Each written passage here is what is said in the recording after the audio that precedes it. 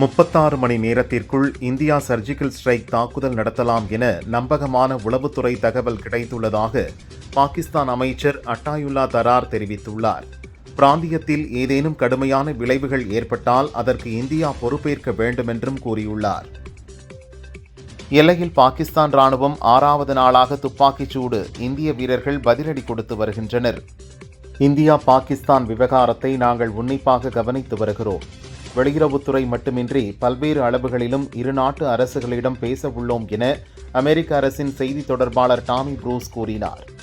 அமெரிக்க பாதுகாப்புத்துறை செயலாளர் Marco Rubio இன்னும் ஓரிரு தினங்களில் இந்தியா பாகிஸ்தான் வெளியுறவு மந்திரிகளுடன் பேசுவார் என்றும் தெரிவித்தார். இந்தியாவுடனான வரி பேச்சுவார்த்தை சிறப்பாக நடந்து வருகிறது. அமெரிக்க இந்தியா வர்த்தக பேச்சுவார்த்தைகளில் முன்னேற்றம் ஏற்பட்டுள்ளது. விரைவில் வர்த்தக ஒப்பந்தம் ஏற்படும் என அமெரிக்க அதிபர் ட்ரம்ப் கூறினார். 90 நாள் வரி இடைநிறுத்தத்தின் போது ஆப்பிரிக்காவிற்கு சென்று ஆஸ்திரேலிய அதிகாரிகளுடன் பேச்சுவார்த்தை நடத்த திட்டமிட்டுள்ளேன். அதை அறிவிக்க அந்நாட்டின் ஒப்புதலுக்காக காத்திருக்கிறேன் என்றும் தெரிவித்தார்.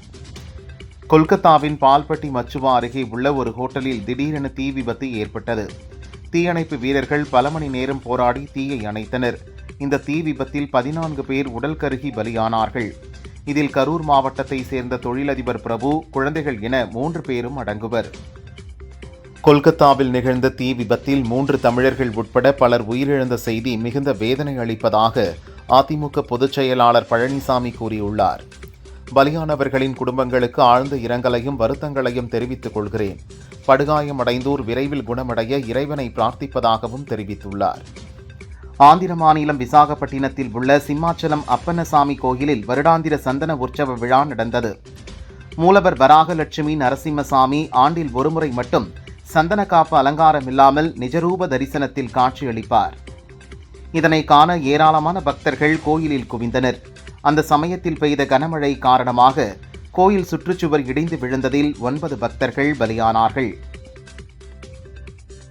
விசாகப்பட்டினத்தில் சுவர் இடிந்து 8 பேர் பலியானவர்களின் குடும்பத்தினருக்கு முதல்வர் சந்திரபாபு நாயுடு 25 லட்சம் இழப்பீடு அறிவித்துள்ளார்.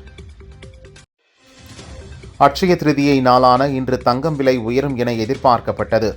ஆனால் தங்கம் விலை எவ்வித மாற்றமின்றி ஒரு சவரன் 71,840 ரூபாய்க்கும் 1 கிராம் 8,980 ரூபாய்க்கும் விற்பனையாகிறது.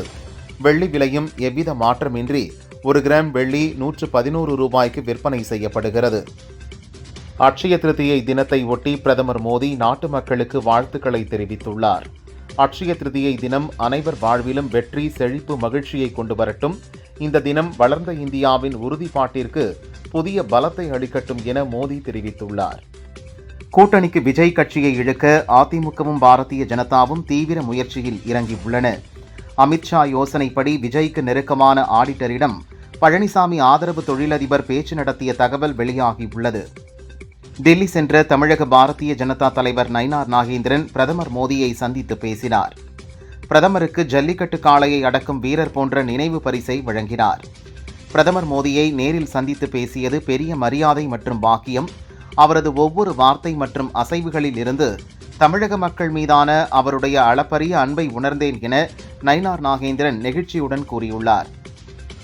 மத்திய அரசு பல தடைகளை ஏற்படுத்துவதாக முதல்வர் ஸ்டாலின் சொல்கிறார். ஆனால் மத்திய அரசு எந்த தடையும் கொண்டு வரவில்லை.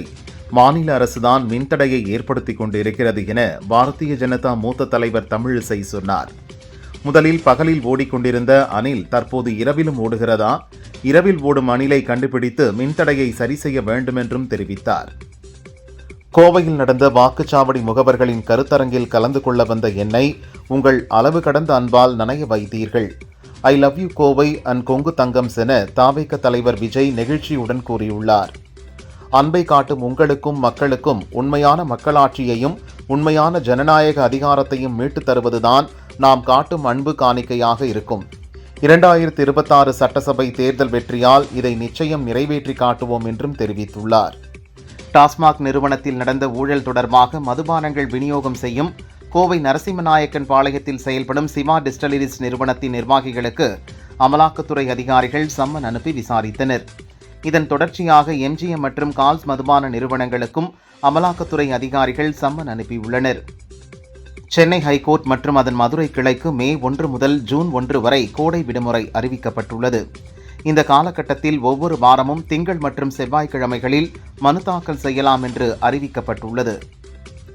முதல்வர் ஸ்டாலின் அறிவிப்பின்படி மாஞ்சோலை தேயிலை தோட்ட தொழிலாளர்களுக்கு விலையின்றி வீடு அரசாணை வெளியிடப்பட்டது. முதற்கட்டமாக 20 அடுக்குமாடி குடியிருப்புகளை விலையின்றி வழங்க ரூபாய் 59.55 லட்சம் ஒதுக்கீடு செய்து அரசாணை வெளியிடப்பட்டது. வக்ஃப் சட்ட திருத்தத்துக்கு எதிராக இன்று இரவு விளக்கு அணைக்கும் போராட்டத்தில் பங்கேற்க ஒவைசி அழைப்பு விடுத்துள்ளார். கோவை சின்னியம்பாளையத்தில் சட்டவிரோதமாக கள்ளச்சந்தையில் மது விற்பனை செய்த டாஸ்மாக் பார் ஊழியர் காளிதாஸ் என்பவரை பீளமேடு போலீசார் கைது செய்தனர். அவரிடமிருந்து 160 மது பாட்டில்களை பறிமுதல் செய்தனர். மேலும் தலைமறைவான பார் உரிமையாளர் பாண்டி என்பவரை போலீசார் தேடி வருகின்றனர். கோவை சிங்காநல்லூர் காவல் நிலையத்திற்கு எதிரே பாதாள சாக்கடை கட்டும் பணிக்காக தோண்டப்பட்டிருந்த குழியில் அவ்வழியாக வந்த அரசு பஸ்ஸின் பின் டயர் சிக்கிக் கொண்டது. பஸ்ஸில் இருந்த பயணிகளை பத்திரமாக வெளியேற்றப்பட்டனர். சம்பவ இடத்திற்கு விரைந்து வந்த போலீசார் மற்றும் போக்குவரத்து ஊழியர்கள் பஸ்ஸை மீட்கும் பணியில் ஈடுபட்டனர். பாதாள சாக்கடை பணியின் ஒப்பந்ததாரரின் அலட்சியத்தால் இந்த விபத்து நடந்திருப்பதாக மக்கள் குற்றம் சாட்டியுள்ளனர். காஞ்சிபுரம் சங்கர மடத்தின் இளைய மடாதிபதியாக ஆந்திராவை சேர்ந்த கணேஷ சர்மா டிராவிட் தேர்வு செய்யப்பட்டார். அட்சய திருதியை தினமான இன்று சந்நியாச தீட்சை வழங்கும் நிகழ்ச்சி காஞ்சி காமாட்சியம்மன் கோயில் வளாகத்தில் உள்ள பஞ்சகங்கா திருக்குளத்தில் நடந்தது. காஞ்சி சங்கர மடத்தின் இளைய மடாதிபதியாக கணேஷ சர்மா பொறுப்பேற்றார். அவருக்கு பீடாதிபதி விஜயேந்திர சரஸ்வதி சுவாமிகள் சந்நியாச தீட்சை வழங்கினார். கடலூர் மாவட்டம் ஸ்ரீமுஷ்ணத்தில் உள்ள பூவராக பெருமாள் கோயிலில் அட்சய திருதியை முன்னிட்டு சிறப்பு பூஜை நடந்தது. பூவராக பெருமாள் கருட வாகனத்தில் தங்க கவசம் அணிந்து வீதி உலா வந்தார். திரளான பக்தர்கள் தரிசனம் செய்தனர்.